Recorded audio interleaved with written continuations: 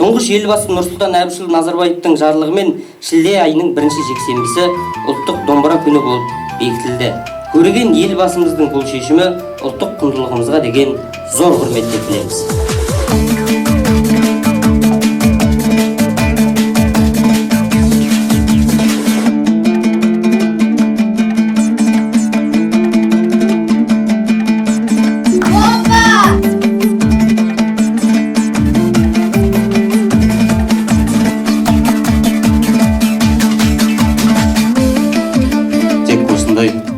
Ұлттық құндылықтарымыз жоғары насихаттап, биік белестерді бағындыра берейік деген тілегім бар. Рахмет.